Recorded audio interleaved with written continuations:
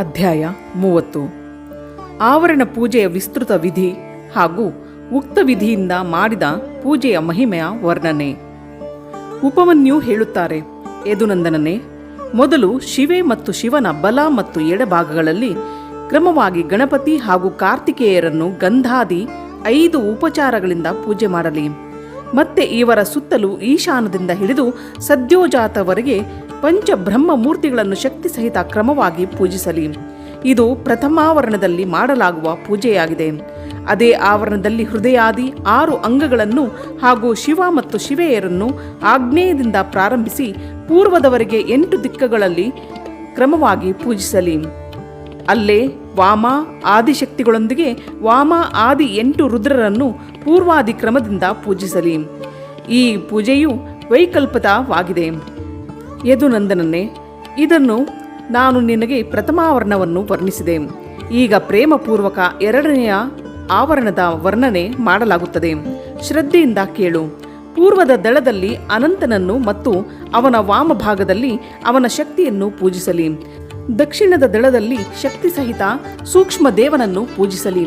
ಪಶ್ಚಿಮದ ದಳದಲ್ಲಿ ಶಕ್ತಿ ಸಹಿತ ಶಿವೋತ್ತಮನ, ಉತ್ತರದ ದಳದಲ್ಲಿ ಶಕ್ತಿಯುಕ್ತ ಏಕನೇತ್ರನ, ಈಶಾನ್ಯದ ದಳದಲ್ಲಿ ಶಕ್ತಿ ಸಹಿತ ಏಕರುದ್ರನನ್ನು, ಆಗ್ನೇಯದ ದಳದಲ್ಲಿ ತ್ರಿಮೂರ್ತಿಗಳು ಮತ್ತು ಅದರ ಶಕ್ತಿಯರನ್ನು, ನೈಋತ್ಯದ ದಳದಲ್ಲಿ ಶಕ್ತಿ ಸಹಿತ ಶ್ರೀಕಂಠನನ್ನು, ವಾಯುವ್ಯದ ದಳದಲ್ಲಿ ಶಕ್ತಿ ಸಹಿತ ಶಿಖಂಡೀಶನನ್ನು ಪೂಜಿಸಬೇಕು. ಸಮಸ್ತ ಚಕ್ರವರ್ತಿಗಳನ್ನು ಕೂಡ ದ್ವಿತೀಯ ಆವರಣದಲ್ಲೇ ಪೂಜಿಸಬೇಕು. ತೃತೀಯ ಆವರಣದಲ್ಲಿ ಶಕ್ತಿಗಳ ಸಹಿತ ಅಷ್ಟಮೂರ್ತಿಗಳನ್ನು ಪೂರ್ವಾದಿ 8 ದಿಕ್ಕುಗಳಲ್ಲಿ ಕ್ರಮವಾಗಿ ಪೂಜಿಸಲಿ. ಭವ, ಶರ್ವ, ಈಶಾನ, ರುದ್ರ, ಪಶುಪತಿ, ಉಗ್ರ, ಭೀಮ ಮತ್ತು ಮಹಾದೇವ ಇವು 8 ಮೂರ್ತಿಗಳಾಗಿವೆ.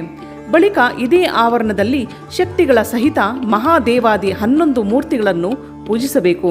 ಮಹಾದೇವ, ಶಿವ, ರುದ್ರ, ಶಂಕರ, ನೀಲೋಹಿತ, ಈಶಾನ, ವಿಜಯ, ಭೀಮ, ದೇವದೇವ, ಭವೋದ್ಭವ ಹಾಗೂ ಕಪರ್ದಿ ಅಥವಾ ಕಪಾಲಿಶ ಇವು 11 ಮೂರ್ತಿಗಳಾಗಿವೆ.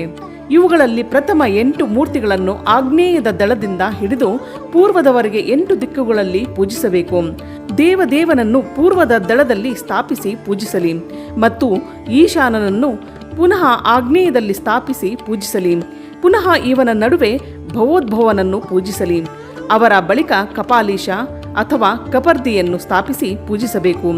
ಅದೇ ತೃತೀಯಾವರಣದಲ್ಲಿ ಪುನಃ ವೃಷಭರಾಜನನ್ನು ಪೂರ್ವದಲ್ಲಿ, ನಂದಿಯನ್ನು ದಕ್ಷಿಣದಲ್ಲಿ, ಮಹಾಕಾಲನನ್ನು ಉತ್ತರದಲ್ಲಿ, ಆಗ್ನೇಯ ದಳದಲ್ಲಿ ಶಾಸ್ತಾನನ್ನು, ಮಾತೃಕೆಯರನ್ನು ದಕ್ಷಿಣದ ದಳದಲ್ಲಿ, ಗಣೇಶನನ್ನು ನೈಋತ್ಯದ ದಳದಲ್ಲಿ, ಕಾರ್ತಿಕೇಯನನ್ನು ಪಶ್ಚಿಮದ ದಳದಲ್ಲಿ, ಜ್ಯೇಷ್ಠಾಳನ್ನು ವಾಯುವ್ಯದ ದಳದಲ್ಲಿ, ಗೌರಿಯನ್ನು ಉತ್ತರದ ದಳದಲ್ಲಿ, ಚಂಡಿಕೇಶನನ್ನು ಈಶಾನ್ಯದಲ್ಲಿ, ಶಾಸ್ತಾ ಮತ್ತು ನಂದೀಶ್ವರನ ನಡುವೆ ಮುನೀಂದ್ರ ವೃಷಭನನ್ನು ಪೂಜಿಸಲಿ. ಮಹಾಕಾಲನ ಉತ್ತರದಲ್ಲಿ ಪಿಂಗಳನ, ಶಾಸ್ತ ಮತ್ತು ಮಾತೃಕೆಯರ ನಡುವೆ ಭೃಂಗೀಶ್ವರರನ್ನು, ಮಾತೃಕೆಯರ ಮತ್ತು ಗಣಪತಿಯ ನಡುವೆ ವೀರಭದ್ರನನ್ನು, ಸ್ಕಂದ ಮತ್ತು ಗಣಪತಿಯರ ನಡುವೆ ಸರಸ್ವತಿ ದೇವಿಯನ್ನು, ಜ್ಯೇಷ್ಠ ಮತ್ತು ಕಾರ್ತಿಕೇಯರ ನಡುವೆ ಶಿವಚರಣಗಳನ್ನು ಅರ್ಪಿಸುವ ಶ್ರೀದೇವಿಯನ್ನು, ಜ್ಯೇಷ್ಠ ಮತ್ತು ಗಣಾಂಬ ಅಂದರೆ ಗೌರಿ ನಡುವೆ ಮಹಾಮೋಟಿಯನ್ನು ಪೂಜಿಸಲಿ. ಗಣಾಂಬ ಮತ್ತು ಚಂಡಿಕೇಶನ ನಡುವೆ ದುರ್ಗಾದೇವಿಯನ್ನು ಪೂಜಿಸಲಿ. ಇದೇ ಆವರಣದಲ್ಲಿ ಪುನಃ ಶಿವನ ಅನುಚರ ವರ್ಗವನ್ನು ಪೂಜಿಸಲಿ. ಈ ಅನುಚರ ವರ್ಗದಲ್ಲಿ ರುದ್ರಗಣ, ಪ್ರಮಥಗಣ, ಭೂತಗಳು ಬರುತ್ತವೆ. ಇವರೆಲ್ಲರ ವಿವಿಧ ರೂಪಗಳಿವೆ ಮತ್ತು ಇವರೆಲ್ಲರೂ ತಮ್ಮ ತಮ್ಮ ಶಕ್ತಿಯರಿಂದ ಕೂಡಿರುವರು. ಇದಾದ ಬಳಿಕ ಏಕಾಗ್ರ ಚಿತ್ತನಾಗಿ ಶಿವೆಯ ಸಖಿಯರನ್ನು ಧ್ಯಾನಿಸಿ ಪೂಜಿಸಬೇಕು. ಈ ಪ್ರಕಾರ ತೃತೀಯ ಆವರಣದ ದೇವತೆಗಳನ್ನು ವಿಸ್ತಾರವಾಗಿ ಪೂಜಿಸಿದ ಬಳಿಕ ಅದರ ಬಾಹ್ಯದಲ್ಲಿ ಚತುರ್ಥ ಆವರಣವನ್ನು ಚಿಂತಿಸಿ ಪೂಜಿಸಬೇಕು.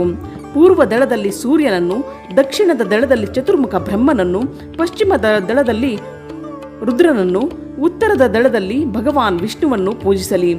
ಈ 4 ದೇವತೆಗಳ ಬೇರೆ ಬೇರೆ ಆವರಣಗಳಿವೆ.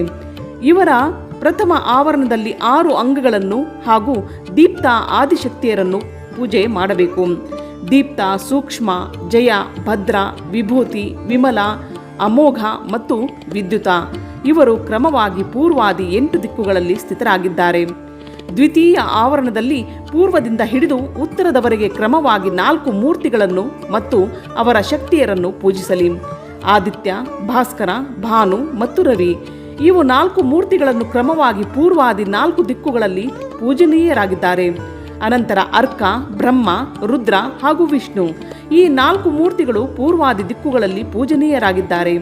ಪೂರ್ವದಲ್ಲಿ ವಿಸ್ತರ, ದಕ್ಷಿಣದಲ್ಲಿ ಸುತರ, ಪಶ್ಚಿಮದಲ್ಲಿ ಬೋಧಿನಿ, ಉತ್ತರ ದಿಕ್ಕಿನಲ್ಲಿ ಆಪ್ಯಾಯಿನಿ ಇವರನ್ನು ಪೂಜಿಸಲಿ. ಈಶಾನ್ಯದಲ್ಲಿ ಉಷಯ, ಆಗ್ನೇಯದಲ್ಲಿ ಪ್ರಭೆಯನ್ನು, ನೈಋತ್ಯದಲ್ಲಿ ಪ್ರಜ್ಞೆಯ, ವಾಯುವ್ಯದಲ್ಲಿ ಸಂಧ್ಯೆಯರನ್ನು ಪೂಜಿಸಲಿ. ಈ ರೀತಿ ದ್ವಿತೀಯ ಆವರಣದಲ್ಲಿ ಇವರೆಲ್ಲರನ್ನು ಸ್ಥಾಪಿಸಿ ವಿಧಿವತ್ತಾಗಿ ಪೂಜೆ ಮಾಡಬೇಕು. ತೃತೀಯ ಆವರಣದಲ್ಲಿ ಸೋಮ, ಮಂಗಲ, ಬುದ್ಧಿವಂತರಲ್ಲಿ ಶ್ರೇಷ್ಠ ಬುಧ, ವಿಶಾಲ ಬುದ್ಧಿ ಬೃಹಸ್ಪತಿ, ತೇಜೋನಿಧಿ ಶುಕ್ರ, ಶನೈಶ್ವರ ಹಾಗೂ ಧೂಮ್ರ ವರ್ಣವುಳ್ಳ ಭಯಂಕರ ರಾಹು, ಕೇತು ಇವರನ್ನು ಪೂರ್ವಾದಿ ದಿಕ್ಕುಗಳಲ್ಲಿ ಪೂಜಿಸಲಿ. ಅಥವಾ ದ್ವಿತೀಯ ಆವರಣದಲ್ಲಿ ಆದಿತ್ಯರನ್ನು ಪೂಜಿಸಬೇಕು ಮತ್ತು ತೃತೀಯ ಆವರಣದಲ್ಲಿ 12 ರಾಶಿಗಳನ್ನು ಪೂಜಿಸಲಿ. ಅದರ ಬಾಹ್ಯ ಭಾಗದಲ್ಲಿ 7 ಗಣಗಳನ್ನು ಎಲ್ಲೆಡೆ ಪೂಜಿಸಬೇಕು. ಋಷಿಗಳನ್ನು, ದೇವತೆಗಳನ್ನು, ಗಂಧರ್ವರನ್ನು, ನಾಗಗಳನ್ನು, ಅಪ್ಸರೆಯರನ್ನು, ಗ್ರಾಮಣಿಗಳನ್ನು, ಯಕ್ಷರನ್ನು, ಯಾತುಧಾನರನ್ನು, 7 ಚಂದೋಮಯ ಅಶ್ವಗಳನ್ನು ಹಾಗೂ ವಾಲಕಿಲ್ಯರನ್ನು ಪೂಜಿಸಬೇಕು. ಹೀಗೆ ತೃತೀಯ ಆವರಣದಲ್ಲಿ ಸೂರ್ಯ ದೇವರ ಪೂಜೆ ಮಾಡಿ ಬಳಿಕ 3 ಆವರಣಗಳ ಸಹಿತ ಬ್ರಹ್ಮದೇವರನ್ನು ಪೂಜಿಸಲಿ. ಪೂರ್ವದಲ್ಲಿ ಹಿರಣ್ಯಗರ್ಭನನ್ನು, ದಕ್ಷಿಣದಲ್ಲಿ ವಿರಾಟ್ನನ್ನು, ಪಶ್ಚಿಮದಲ್ಲಿ ಕಾಲನನ್ನು, ಉತ್ತರದಲ್ಲಿ ಪುರುಷನನ್ನು ಪೂಜಿಸಬೇಕು.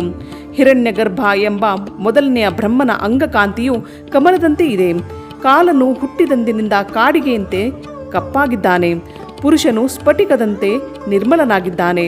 ತ್ರಿಗುಣಗಳು ರಾಜಸ, ತಾಮಸ, ಸಾತ್ವಿಕ ಇವು 4 ಪೂರ್ವಾದಿ ಕ್ರಮದಿಂದ ಪ್ರಥಮ ಆವರಣದಲ್ಲಿ ಸ್ಥಿತವಾಗಿದೆ.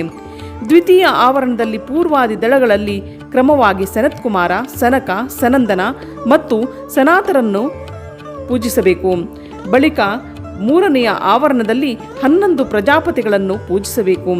ಅವರಲ್ಲಿ ಮೊದಲಿನ 8 ಮಂದಿಯನ್ನು ಪೂರ್ವಾದಿ 8 ದಿಕ್ಕುಗಳಲ್ಲಿ, ಉಳಿದ 3ರನ್ನು ಪೂರ್ವ, ದಕ್ಷಿಣ, ಪಶ್ಚಿಮದಲ್ಲಿ ಸ್ಥಾಪಿಸಿ ಪೂಜಿಸಲಿ. ದಕ್ಷ, ರುಚಿ, ಭೃಗು, ಮರೀಚಿ, ಅಂಗಿರ, ಪುಲಸ್ತ್ಯ, ಪುಲಹ, ಕ್ರತು, ಅತ್ರಿ, ಕಶ್ಯಪ, ವಸಿಷ್ಠ ಇವು 11 ಮಂದಿ ವಿಖ್ಯಾತ ಪ್ರಜಾಪತಿಗಳಾಗಿದ್ದಾರೆ. ಇವರೊಂದಿಗೆ ಇವರ ಪತ್ನಿಯರನ್ನು ಕ್ರಮವಾಗಿ ಪೂಜಿಸಬೇಕು. ಪ್ರಸೂತಿ, ಆಕೂತಿ, ಖ್ಯಾತಿ, ಸಂಭೂತಿ, ಧೃತಿ, ಸ್ಮೃತಿ, ಕ್ಷಮ, ಸನ್ನತಿ, ಅನಸೂಯ, ದೇವಮಾತೆ ಅದಿತಿ, ಅರುಂಧತಿ ಇವರೆಲ್ಲ ಋಷಿ ಪತ್ನಿಯರು. ಪತಿವ್ರತೆಯರು ಸದಾ ಶಿವಪೂಜಾ ಪರಾಯಣರು, ಶಾಂತಿಮತಿಯರು, ಪ್ರಿಯದರ್ಶಿನಿಯರು ಆಗಿರುವರು. ಅಥವಾ ಪ್ರಥಮ ಆವರಣದಲ್ಲಿ 4 ವೇದಗಳನ್ನು ಪೂಜಿಸಲಿ. ಮತ್ತೆ ದ್ವಿತೀಯ ಆವರಣದಲ್ಲಿ ಇತಿಹಾಸ ಪುರಾಣಗಳನ್ನು ಅರ್ಚಿಸಿ, ತೃತೀಯ ಆವರಣದಲ್ಲಿ ಧರ್ಮ ಶಾಸ್ತ್ರ ಸಹಿತ ಸಮಸ್ತ ವೈದಿಕ ವಿದ್ಯೆಗಳನ್ನು ಎಲ್ಲೆಡೆ ಪೂಜೆ ಮಾಡಬೇಕು. 4 ವೇದಗಳನ್ನು ಪೂರ್ವಾದಿ 4 ದಿಕ್ಕುಗಳಲ್ಲಿ ಪೂಜಿಸಬೇಕು. ಇತರ ಗ್ರಂಥಗಳನ್ನು ತನ್ನ ಅಭಿರುಚಿಗನುಸಾರವಾಗಿ 8 ಅಥವಾ 4 ಭಾಗಗಳಲ್ಲಿ ಹಂಚಿ ಎಲ್ಲವನ್ನು ಪೂಜಿಸಬೇಕು. ಈ ಪ್ರಕಾರ ದಕ್ಷಿಣದಲ್ಲಿ 3 ಆವರಣಗಳಿಂದ ಕೂಡಿದ ಬ್ರಹ್ಮದೇವರನ್ನು ಪೂಜಿಸಿ, ಪಶ್ಚಿಮದಲ್ಲಿ ಆವರಣ ಸಹಿತ ರುದ್ರನನ್ನು ಪೂಜಿಸಬೇಕು. ಈಶಾನ ಮೊದಲಾದ ಪಂಚಬ್ರಹ್ಮ ಮತ್ತು ಹೃದಯಾದಿ 6 ಅಂಗಗಳಲ್ಲಿ ರುದ್ರದೇವರ ಪ್ರಥಮ ಆವರಣವೆಂದು ಹೇಳಲಾಗಿದೆ. ದ್ವಿತೀಯ ಆವರಣವು ವಿದ್ಯೇಶ್ವರಮಯವಾಗಿದೆ. ತೃತೀಯ ಆವರಣದಲ್ಲಿ ಭೇದಗಳಿವೆ, ಆದ್ದರಿಂದ ಅದನ್ನು ವರ್ಣಿಸಲಾಗುವುದು. ಆ ಆವರಣದಲ್ಲಿ ಪೂರ್ವಾದಿ ಕ್ರಮದಿಂದ ತ್ರಿಗುಣಾದಿ 4 ಮೂರ್ತಿಗಳನ್ನು ಪೂಜಿಸಬೇಕು. ಪೂರ್ವ ದಿಕ್ಕಿನಲ್ಲಿ ಪೂರ್ಣರೂಪಿ ಶಿವನೆಂಬ ಮಹಾದೇವನು ಪೂಜಿತನಾಗುತ್ತಾನೆ. ಅವನಿಗೆ ತ್ರಿಗುಣ ಎಂಬ ಸಂಜ್ಞೆ ಇದೆ, ಏಕೆಂದರೆ ಇವನೇ ತ್ರಿಗುಣಾತ್ಮಕ ಜಗತ್ತಿಗೆ ಕಾರಣನಾಗಿರುವನು. ದಕ್ಷಿಣದಲ್ಲಿ ರಾಜಸ, ಪುರುಷನ ಹೆಸರಿನಿಂದ ಪ್ರಸಿದ್ಧ ಸೃಷ್ಟಿಕರ್ತ ಬ್ರಹ್ಮನ ಪೂಜೆ ಮಾಡಲಾಗುತ್ತದೆ. ಇವನನ್ನು ಭವನೆಂದು ಹೇಳುತ್ತಾರೆ. ಪಶ್ಚಿಮ ದಿಕ್ಕಿನಲ್ಲಿ ತಾಮಸ ಪುರುಷ ಅಗ್ನಿಯ ಪೂಜೆ ಮಾಡಲಾಗುತ್ತದೆ. ಇವನನ್ನು ಸಂಹಾರಕಾರಿ ಹರ ಎಂದು ಹೇಳುವರು. ಉತ್ತರದಲ್ಲಿ ಸಾತ್ವಿಕ ಪುರುಷ ಸುಖದಾಯಕ ವಿಷ್ಣುವಿನ ಪೂಜೆ ಮಾಡಲಾಗುತ್ತದೆ. ಇವನೇ ವಿಶ್ವಪಾಲಕ ಮೃಡನಾಗಿರುವನು. ಈ ಪ್ರಕಾರ ಪಶ್ಚಿಮದಲ್ಲಿ 25 ತತ್ವಗಳ ಸಾಕ್ಷಿ 26ನೆಯದು ತತ್ವರೂಪಿ ಶಂಭುವಿನ ಶಿವರೂಪವನ್ನು ಪೂಜಿಸಿ, ಉತ್ತರದಲ್ಲಿ ವಿಷ್ಣುವನ್ನು ಪೂಜಿಸಬೇಕು. ಇವನ ಪ್ರಥಮ ಆವರಣದಲ್ಲಿ ವಾಸುದೇವನನ್ನು, ಪೂರ್ವದಲ್ಲಿ ಅನಿರುದ್ಧನನ್ನು, ದಕ್ಷಿಣದಲ್ಲಿ ಪ್ರದ್ಯುಮ್ನನನ್ನು, ಪಶ್ಚಿಮದಲ್ಲಿ ಸಂಕರ್ಷಣನನ್ನು ಉತ್ತರದಲ್ಲಿ ಸ್ಥಾಪಿಸಿ ಇವರನ್ನು ಪೂಜಿಸಬೇಕು. ಇದನ್ನು ಪ್ರಥಮ ಆವರಣವೆಂದು ತಿಳಿಸಲಾಗಿದೆ. ಈಗ ದ್ವಿತೀಯ ಶುಭ ಆವರಣವನ್ನು ಹೇಳಲಾಗುವುದು. ಮತ್ಸ್ಯ, ಕೂರ್ಮ, ವರಾಹ, ನರಸಿಂಹ, ವಾಹನ, ಮೂವರಲ್ಲಿ ಒಬ್ಬ ರಾಮ, ಶ್ರೀಕೃಷ್ಣನಾದ ನೀನು ಮತ್ತು ಹಯಗ್ರೀವ ಇವರು ದ್ವಿತೀಯ ಆವರಣದಲ್ಲಿ ಪೂಜಿತರಾಗುತ್ತಾರೆ.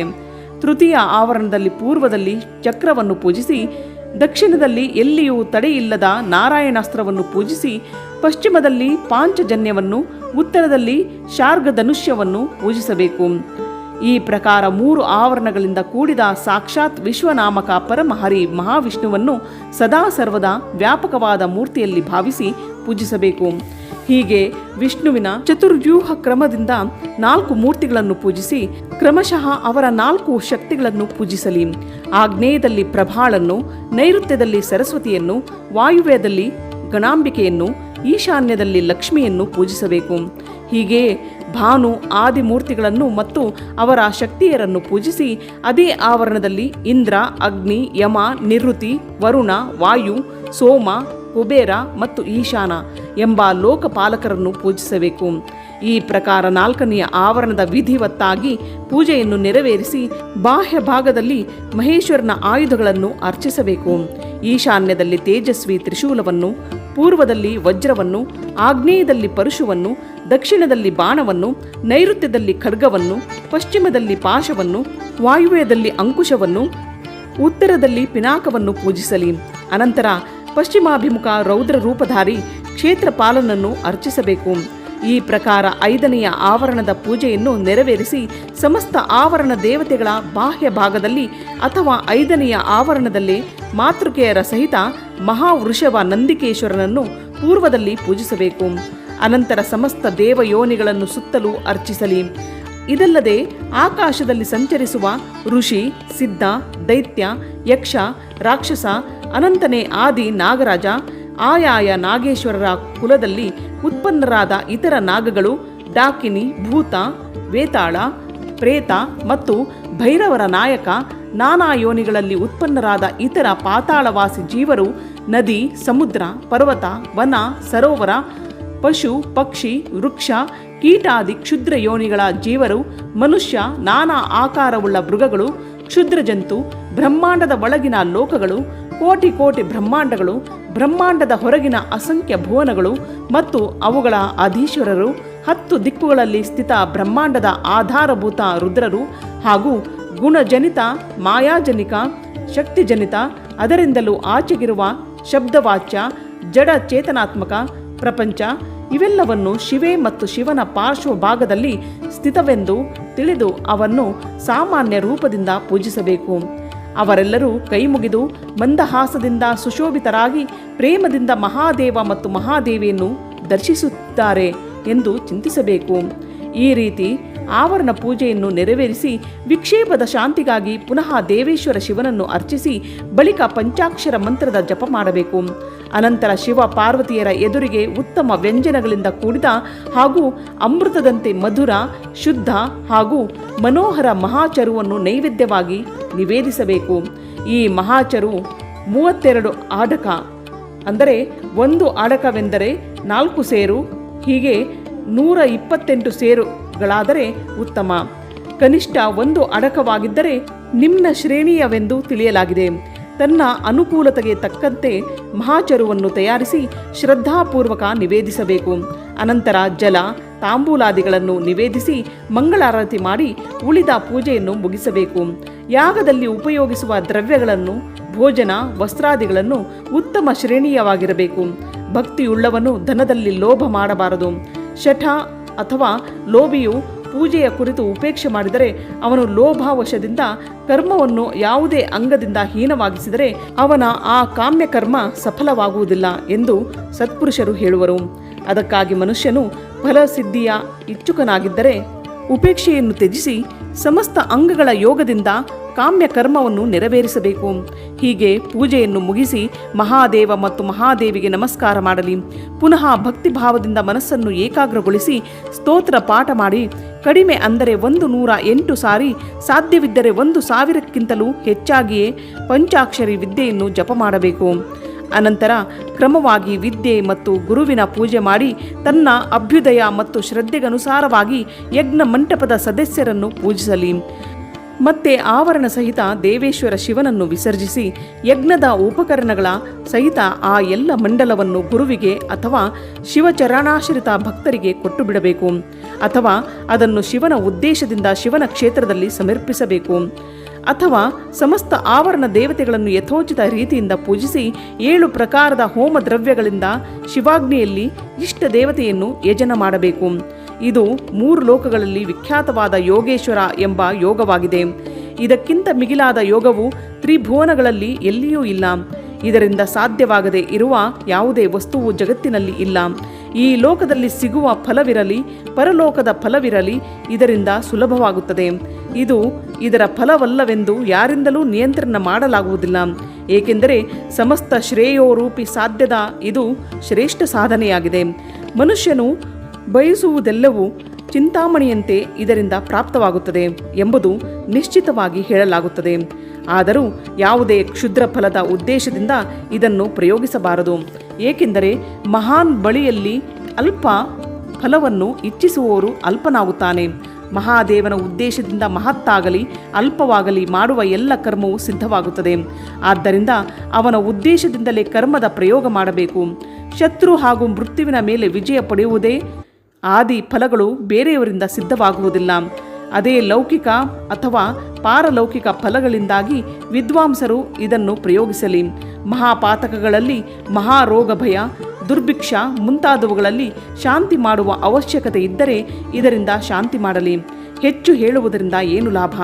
ಈ ಯೋಗವನ್ನು ಮಹೇಶ್ವರ ಶಿವನು ಶೈವರಿಗಾಗಿ ಭಾರಿ ದೊಡ್ಡ ಆಪತ್ತುಗಳ ನಿವಾರಣೆ ಮಾಡುವಂತಹ ತನ್ನ ಸ್ವಂತದ ಅಸ್ತ್ರವೆಂದು ಹೇಳಿರುವನು. ಆದ್ದರಿಂದ ಇದಕ್ಕಿಂತ ಹೆಚ್ಚಾದ ರಕ್ಷಕರು ಇಲ್ಲಿ ಯಾರೂ ಇಲ್ಲ ಎಂದು ತಿಳಿದು ಈ ಕರ್ಮವನ್ನು ಪ್ರಯೋಗಿಸುವ ಪುರುಷನು ಶುಭ ಫಲಕ್ಕೆ ಭಾಗಿಯಾಗುವನು. ಪ್ರತಿದಿನ ಪವಿತ್ರ ಹಾಗೂ ಏಕಾಗ್ರ ಚಿತ್ತನಾಗಿ ಸ್ತೋತ್ರ ಮಂತ್ರವನ್ನು ಪಠಿಸುವವನು ಕೂಡ ಅಭೀಷ್ಟ ಪ್ರಯೋಜನದ 8ನೇ 1 ಫಲವನ್ನು ಪಡೆಯುವನು. ಅರ್ಥದ ಅನುಸಂಧಾನ ಮಾಡುತ್ತಾ ಪೌರ್ಣಮಿ, ಅಷ್ಟಮಿ, ಚತುರ್ದಶಿ ಎಂದು ಉಪವಾಸ ಪೂರ್ವಕ ಸ್ತೋತ್ರ ಪಾಠ ಮಾಡುವವನಿಗೆ ಅರ್ಥ ಅಭೀಷ್ಟ ಫಲ ಸಿಗುತ್ತದೆ. ಅರ್ಥದ ಅನುಸಂಧಾನ ಮಾಡುತ್ತಾ ಸತತವಾಗಿ 1 ತಿಂಗಳವರೆಗೆ ಸ್ತೋತ್ರ ಪಾಠ ಮಾಡುವವನು ಮತ್ತು ಪೌರ್ಣಮಿ, ಅಷ್ಟಮಿ ಹಾಗೂ ಚತುರ್ದಶಿಗೆ ಉಪವಾಸ ಮಾಡುವವನು ಸಂಪೂರ್ಣ ಅಭೀಷ್ಟ ಫಲಕ್ಕೆ ಭಾಗಿಯಾಗುವನು. ಇಲ್ಲಿಗೆ ಅಧ್ಯಾಯ 30 ಸಂಪೂರ್ಣವಾಯಿತು.